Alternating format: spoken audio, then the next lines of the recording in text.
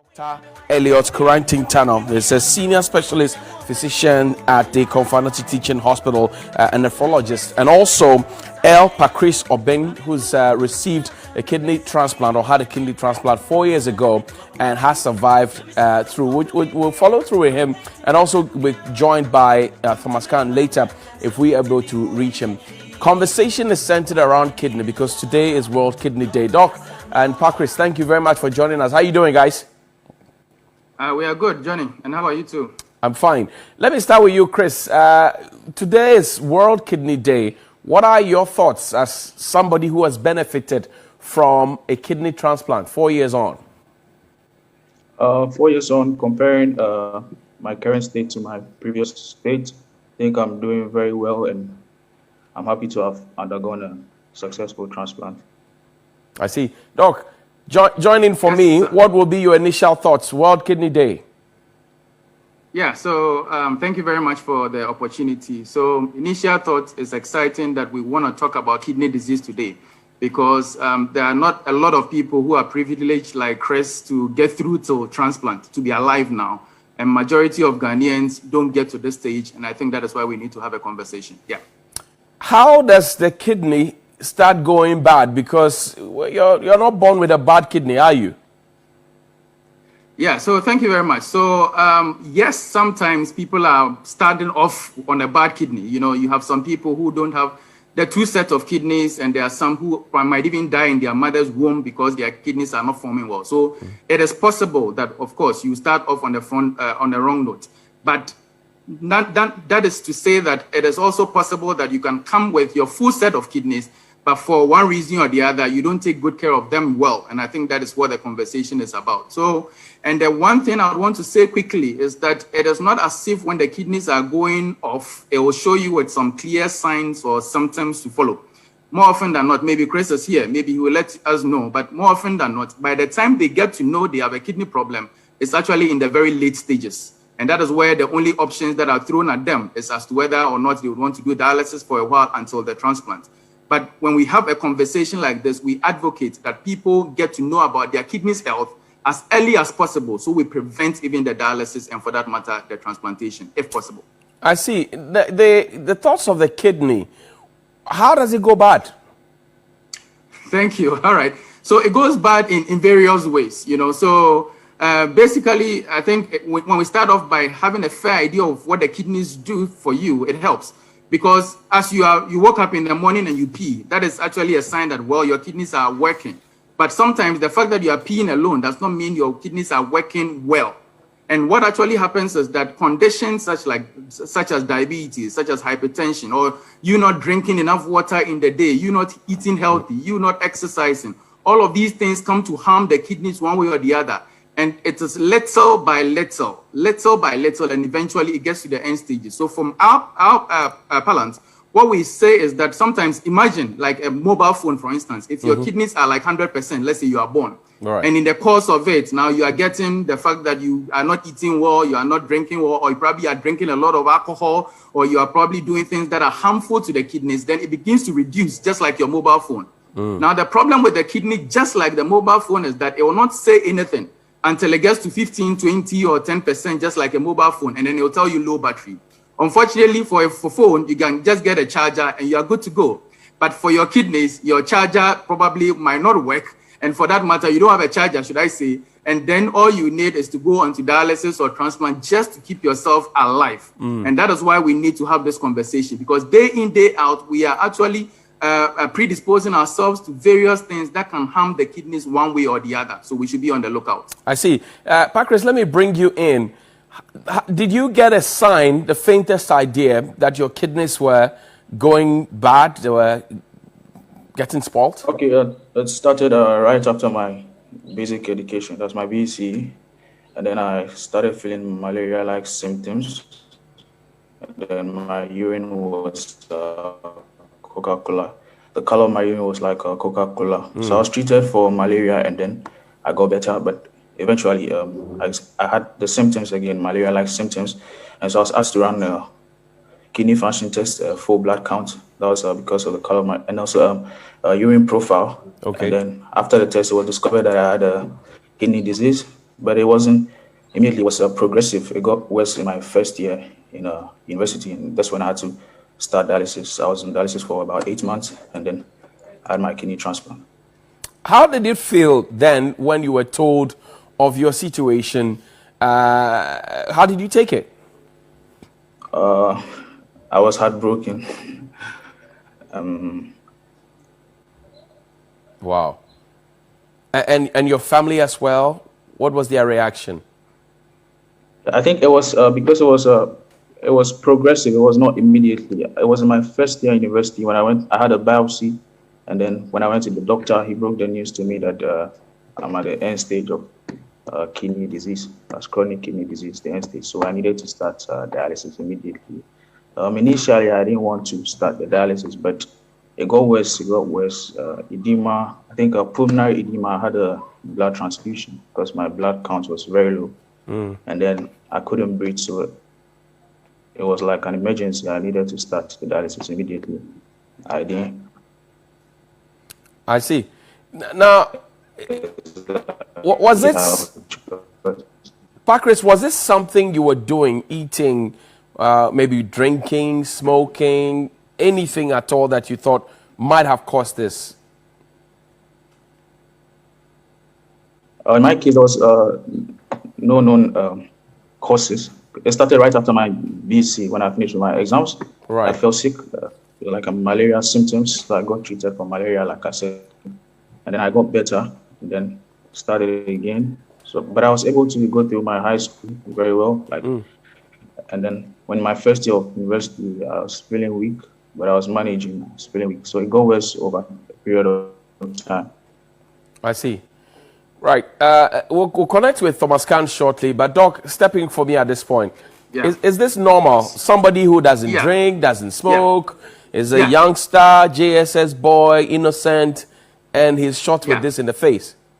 Yeah, it is actually very normal to have that. But I think one of the things that, in fact, Chris has mentioned the exact ways we see our patients come in. Okay. So they start off, they are feeling a bit sick. They go to the peripheral hospital. They treat them for some malaria, which in most situations is not the case.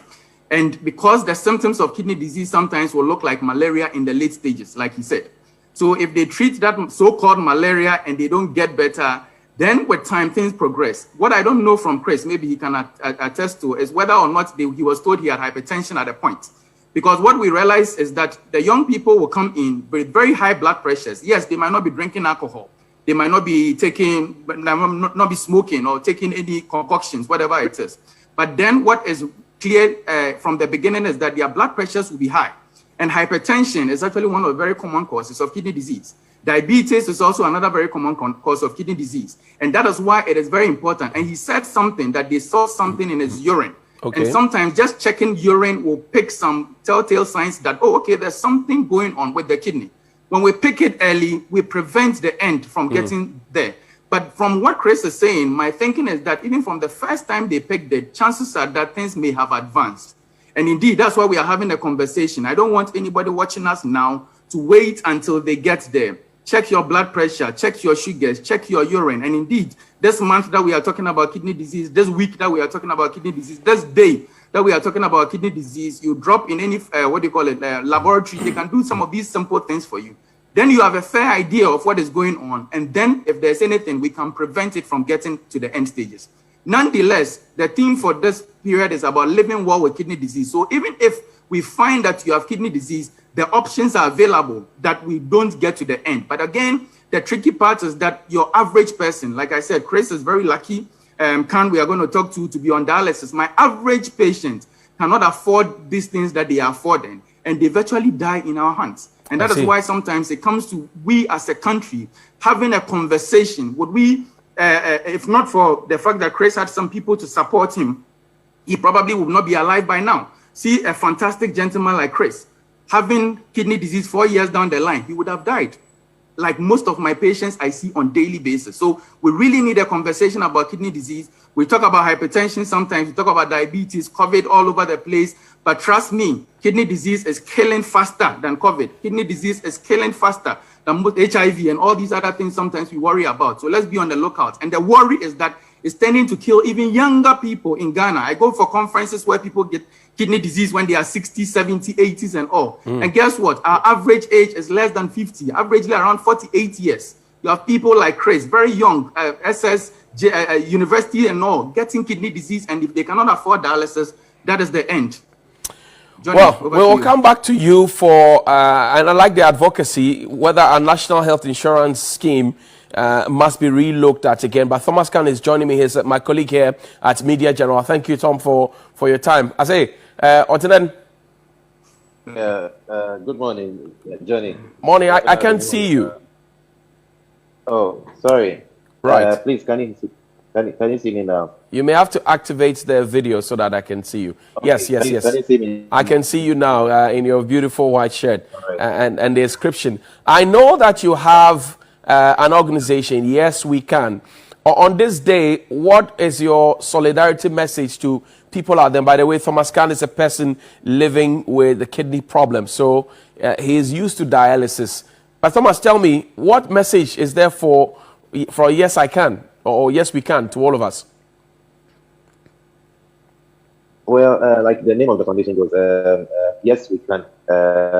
We are trying to tell people, especially those dialysis, especially, that they should keep up the faith.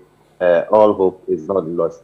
Once you have life, yes, you can still live well with any disease. The only thing is that we need the necessary support to survive. And I keep saying that I am a testimony of people's benevolence. If not for people's benevolence, I wouldn't have been alive talking to you, Johnny. You are one of the people who supported me in very diverse ways. If not for your support, the likes of you and then my family and then my friends, all over, especially my Kabuchi family, the mobile fraternity, they have been very supportive. If not for them, I wouldn't be alive talking to you now. Thomas, I know Kwabuche boy, and you've gone to the university as well, practicing as a journalist. At what point did you notice, or were you told that you had a kidney problem? Johnny, like Chris said, mine also began like malaria. And for a very long time, I was admitted at the hospital and being treated for malaria. And I was on admission if I remember, for like 2 months. And there wasn't any improvement. I just got so weak and I was bedridden for all that while. So it just took the grace of God. And then there was one auntie who came to visit me at the hospital and got the courage that I wasn't seeing any improvement. So there was a need to transfer me to another hospital. And thankfully, when I was referred to the Cape Coast Teaching Hospital, that is where a series of tests was conducted, and then finally it was diagnosed that I had a kidney problem. And in fact, that 8 years ago was a really tough one to take. That means it was really hectic, unbelievable. And then at that moment, I thought that was the end of life for me. I see. You have been on dialysis all this while. I can imagine the cost because we keep talking about it sometimes. But did the doctors tell you if it was something you ate, something you did, a certain habit that you had that brought you this problem? Right. There was because I'm somebody, I don't have a history of drinking or smoking, but the suspicion was that I developed hypertension early that I wasn't aware of. And like Doc said, when you have hypertension and it's not managed, you are doomed. You can get to that stage. So that is the history of mine. I see. I had hypertension that I wasn't aware of. Because when all that education came and then I cast my mind back, that was when I remember there was one time I went to the hospital and I was told, oh, my BP was high, and I was given some medication, and then I didn't get any education from the hospital that, oh, maybe now you are hypertensive. So after taking this, medication and it gets finished, you need to come back for some again. I thought it was the usual medicine that when you are given what we call a course, when you complete the course, then that was it. So it was as a result of unmanaged hypertension that was it. I see. Let's talk about dialysis. You do this every now and then, at least twice or thrice a week. Let's talk about the cost and the experience. Very, very expensive. Very expensive. At the moment, what I know is that even Cape Coast Teaching Hospital is charging the least. Cape Coast Teaching Hospital at the moment is 430 cedis per session, just the dialysis alone. Right. So you can imagine, I'm supposed to do that 3 times a week, but because of the cost and how tiring it is, I only do it twice a week. And even that twice a week, when you do it, sometimes you get so weak. Sometimes, like you are fine this morning, the next minute you are down. You know, sometimes you have the zeal to get up and do more things, but you know, it just breaks you down and it makes life very uncomfortable. But thankfully, I have tried to. I had some psychological therapy, right? If I should put it that way. In 2017, I had a worst of crisis where I completely went up and had some seizure, and for long hours, everybody around me and even in the hospital thought that was the end of it. And thankfully, I regained consciousness, and that is when I got some psychological therapy, and then I tried to, you know, encourage myself. And then thanks to the clinical psychologist I had, right, he really worked on me very well, and then I was able to, you know, overcome all those fear and all of that. I see. To live life like all of them. Right. Thank you. Pakris, let me bring you in at this point. You have had the benefit of a transplant by the munificence of some very kind-hearted people. How does it feel now living with, for want of a better word, a borrowed kidney than what you were born with? Pakris, tell me. Okay, like I said earlier on, comparing my current state to the previous state, I feel much better, and I'm able to go about my daily activities. I haven't had any restrictions except not to take grapes because it may interfere with my drugs. But then I have to live every day taking post-transplant medication. That's the immunosuppressants. Yeah. Also, these medications. Okay. Right. Go ahead. I'm not able to get it in Ghana, so I have to import from India. And in my case, I'm not studying in Ghana. I'm studying in Ukraine. I'm just back for a few months. Right. And so I have to travel to India to get it, or send it to Ghana and then come over to get it. How easy was it finding the donor? My father was the donor. Your father was. Bless him. Bless your father. So the doctors impressed upon him, or he saw a son that was near death and he had to step in to save his son? I think it was the latter. He saw a son and then felt the need to save him. When you were going through the transplant, by the way, how long did the transplant take, do you know? I think it was about 6 hours. It wasn't done in Ghana, it was done in India. But the process, I went to India in 2017, in January, and the transplant was done on the 10th of February. Yeah. I see. Doc, let me bring you in. Do we have the capacity to do the things that Chris is talking about in Ghana? Transplanting, sporting donors, and the after management. Do we have the capacity? Okay, I think I'll address the issue of the sporting donors. And I think I like how Chris answered that. So typically, when somebody gets kidney disease, kidney is not like a car tire that you buy at magazine or probably at Abosokain. It's actually something that has ethical issues around it. So basically, when somebody gets kidney disease, our best advice is to talk to family. So like somebody like Chris, for instance, maybe mom, dad, siblings. Because one, the issues of rejecting the kidney is reduced if you are getting it from your family. That is one. And then 2, the ethical issues. Now, the point is that, is it because Chris has money to buy from somebody? Now, the point is that the person selling the kidney, how much is a kidney, so to speak? Is 10,000 okay for a kidney? Is 100 million okay for a kidney? So there are a lot of ethical issues as regards transplantation. And that is why it is important that if somebody gets a kidney problem, we try to find out from family and then friends that we believe that there's no form of inducement. You can imagine a rich person can just go to Mokola, see somebody lying on the street and go like, come on, I'll buy you this and then let me take your kidney. So that is why it has to be regulated. So it's not a matter of, just talking to people, come and donate because it's not ethical. But I think one thing I would want to address, which I think can't mention, Johnny, is the fact that, yes, hypertension is very common. Okay. Now, when I talk about this, I'm so passionate about because it's so disheartening that you see people come with end stages when you believe that if you had seen them a month or a year ago or 2 years ago, you'd have changed the dynamics.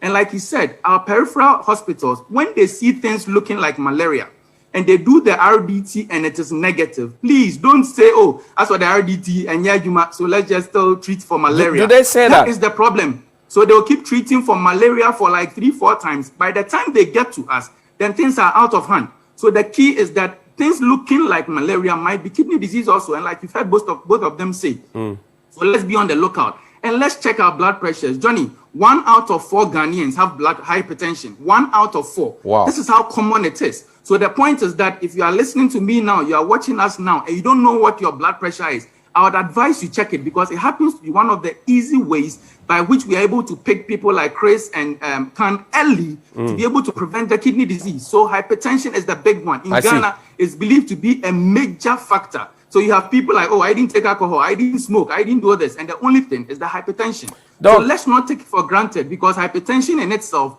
also does not show symptoms just like the kidney disease until it is late. Doc, there's pressure in this town. That's why the hypertension is there. I know, right? So, and that is why there's a lot of pressure everywhere. So you need to check it. So when the blood pressure is high, like Khan said, if it is high and you start taking the medication, you need some education to continue. Hypertension is not like malaria. You take for 3 days and you are done. You need to be following up with your doctor who will check your blood pressure every month to ensure it is controlled. Now that I'm saying this, the fact that you have hypertension and you are taking medication alone is not it.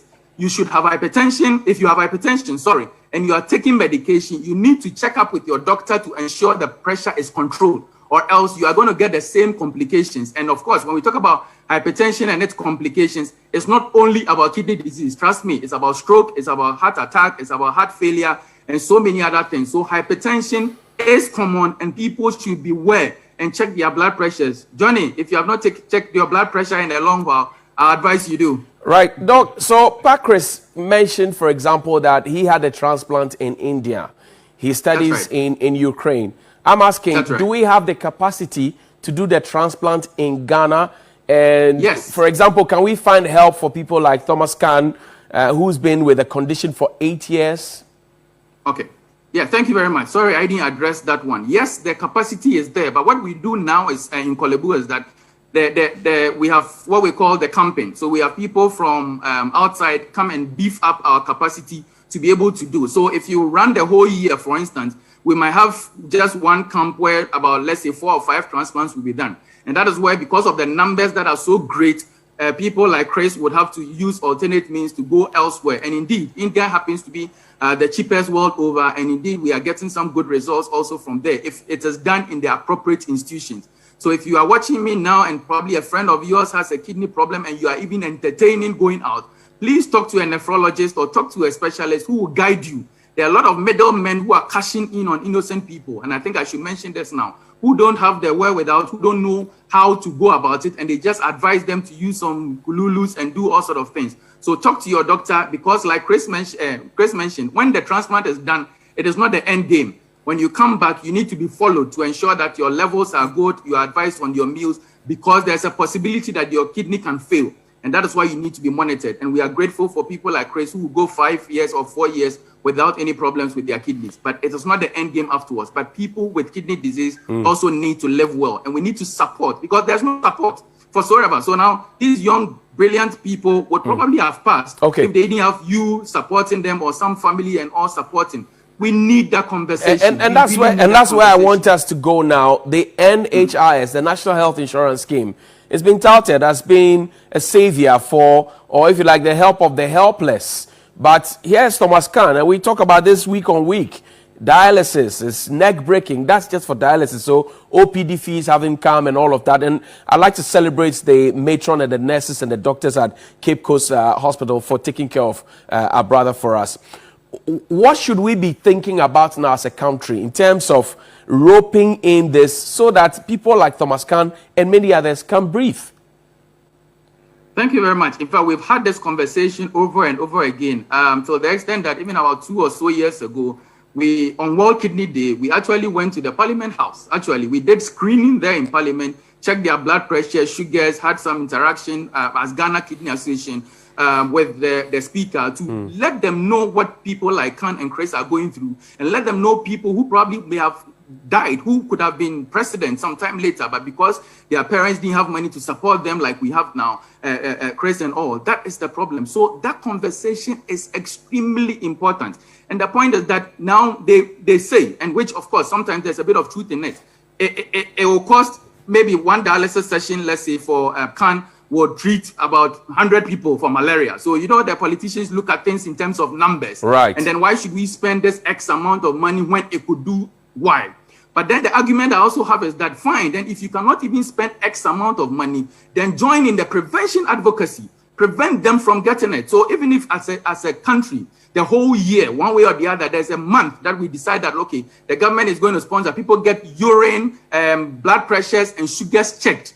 And that when you are picked early, of course, diabetes is covered by insurance. Hypertension is covered by insurance. Right. But unfortunately, kidney disease, whether it is acute or whether it is chronic, unfortunately, if you get it, you are on your own. And it's actually very expensive. And that is why we should target the prevention. So when we are making noise about things that can destroy the kidneys, they can also help us in terms of pushing the information. I mean, yes, we can. Khan is doing a wonderful job. There are a lot of NGOs that are trying to push this agenda of prevention. But Johnny, what? If you are trying to do a prevention advocacy, you go for funds, you don't get it. I'm planning some activities for World Kidney Day as Kidney Health International. Trust me, we are not getting anything because we are not flashing things that they will see quickly. But the point is that if we go out there and we pick 100 people with hypertension and we believe that at least they get to a healthcare center and they are seen and their hypertension does not progress, we prevent people from getting kidney disease. So the prevention drive, I feel at least government should be able to do. They can claim, oh, they cannot pay for that dialysis forever and ever. It makes some sense. But at least for the prevention, there's something they can do about it. I know, I'll come to Khan and Chris shortly, but I know that the Ghana Health Service many years ago started what they call the regenerative health philosophy to help people prevent most of the diseases like we've seen in Canada, where your food becomes your medicine and you don't have to go to the clinic. But we are planting with all the fertilizers. We are spraying our food with carbide. We're doing everything that we must not be doing. Are we hurting ourselves, shooting ourselves in the foot? Yes, we are actually shooting ourselves in the foot because now all of what people are interested in this country is making money. If they are throwing out all sort of concoctions out there, all sort of alcoholic beverages out there that are approved one way or the other, you ask yourself, in the long run, what is happening? Because these young people are sometimes taking these things, aphrodisiacs and all. Who is regulating these ones? And that is also a problem. So yes, they mentioned it. And I think one thing I should quickly mention is that when you go into the records, hypertension is talked about. Yes, COVID is all over the place. Diabetes is talked about. When you go into the records, nobody is even talking about kidney disease. I have had interactions with people and then they talk about, oh, preventive health. And they talk grossly about preventive health, but nothing is mentioned about kidney disease. It made me even write an article about the fact that chronic kidney disease is a neglected non-communicable disease. So now the point is that they say, oh, communicable diseases, COVID, HIV, TB, malaria, they are cool. And then now they lump us in the non-communicable. When we talk about non-communicable, we talk about the hypertension, we talk about diabetes, but nobody talks much about kidney disease. But if you are where I am, you realize that kidney disease is a bigger problem than we see. How many people do you get on a daily basis in your clinic? Just so we get a picture. Come again? How many people do you get coming in? Yes, if you admit about 10 patients, basically at Komfo-Anokye Teaching Hospital, about 3 to 4 would have kidney disease. What? Now, I'll give you a bit of records also about Komfo-Anokye. The worry is that majority of our patients, they come in so late. So indeed, about 70% will come in stages where the so-called malaria, which is not malaria. And then that is where they will need dialysis and all. Majority cannot afford. You know what, Johnny? I signed death certificate for 1/3 of these people. They don't even go home to be able to have a conversation I'm having with Chris. They die. The ones that are able to discharge, just because, of course, Confirmachi is not a hotel, or for the fact that, oh, now you are off oxygen, so go home and continue your treatment, who don't come back for review, I don't account for that. But there was a particular year, we have about half of them, those who come with kidney disease, half will die right on admission, because over 70% of them will come so late. The question is, where were they before they got to the end stages? And I think that is where I'm passionate about. We need to pick them early and prevent them from getting to the end stages. I feel you, Doc. Chris, let me wrap up the conversation with you. And I know that you live outside. There will be support groups for people like you and others who may have fallen into your predicament. What does it look like comparable to what we have here? What would you say? Over there, I don't think it's any better, because I went to the hospital in Ukraine, and then the doctors said they can't take care of me. They can't provide medications for me, so I have to go back to my country to get medication. So like I said, on one occasion I had to travel to India to get my medications by myself. But usually they send it to Ghana, and then I come to Ghana and then pick it up. And also I'm on some Facebook platforms where we share ideas and progresses. So basically, that's it. I see. What would be your closing thoughts to young people out there who may be scared at this point because of the conversation we are having? What would you tell them? I'll also tell people to be sure that they live. Can hold on for me a bit. Can hold on for me. Let's bring in Chris. Chris, have the final bite on this one. Okay. Your question again, please. I am saying that, what would you tell the world on this day? About the young people, I like to say that people, it's better to get checked now and then know the condition and then the way forward, than to wait till the last minute where it may be so late. So yeah. I see. And also people, okay. Right. Thank you very much, Chris. Khan. Yeah. Your closing thoughts. I know you are a very busy journalist. Thank you for giving us your time. What would you say to the world? Yes, we can. Yes. So I think Chris has said what I wanted to say, but my plea is that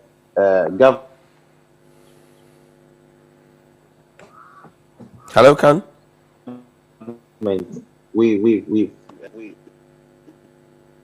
We are yet to receive any kind of help.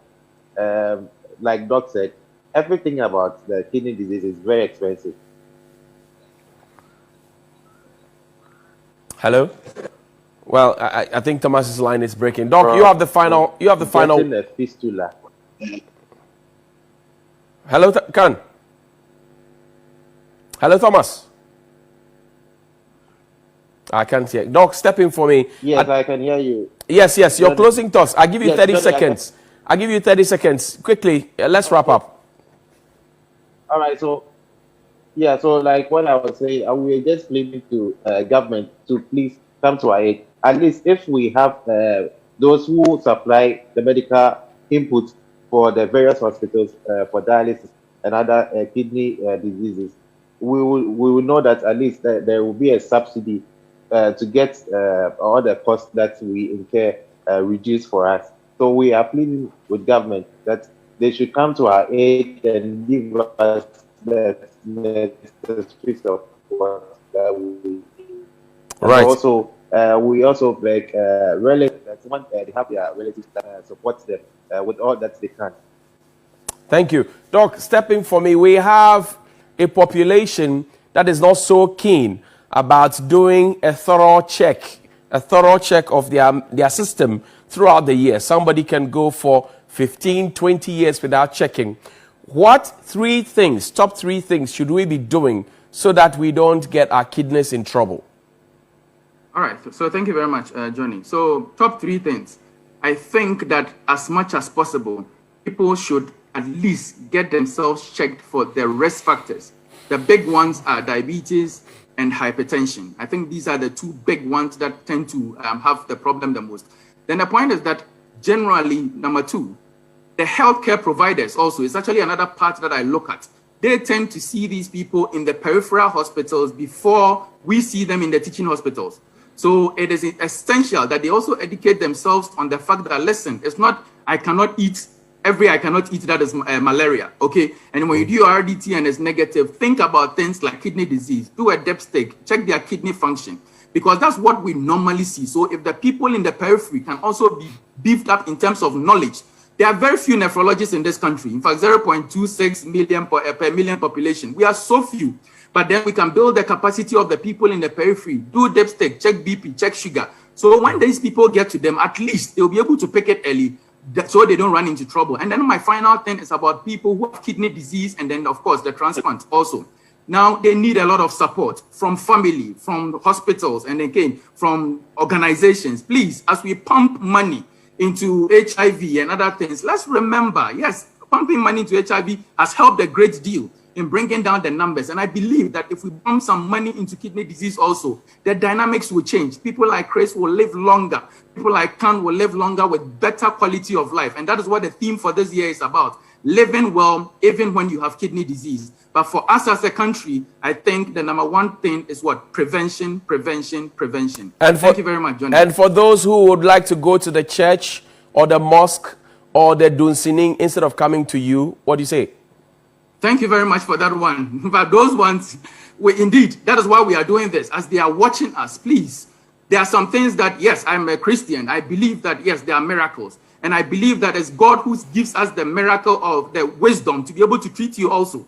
So fair enough, go ahead and pray. Go ahead and maybe go to the mosque and all. But seek healthcare also. Because what I know is that the concoctions that they give at those Dunsini and all, using your words, are things that will worsen the kidney function. So you may have probably about 60%, and now you go and take this, and then it drops you straight to about 3%, where now you need dialysis because you cannot breathe, and your blood levels are low, and you probably are dying, and you need to survive. So let's be careful. Let's seek best care from the hospitals and then eventually the teaching hospitals, because we know what to do, but people don't come, so we do what we have to do. All right. That's why we are reaching out to them. Thank you. Thank you very much. And we've been having a kidney conversation. Dr. Elliot Koranteng Tannor is a nephrologist, a specialist with the Konfanachi Teaching Hospital. Also, Thomas Khan is a journalist with the Media General Group. He joined us there. And also, Pakris is a student in Ukraine. He's back on holidays, but he's been surviving after a kidney transplant 4 years on.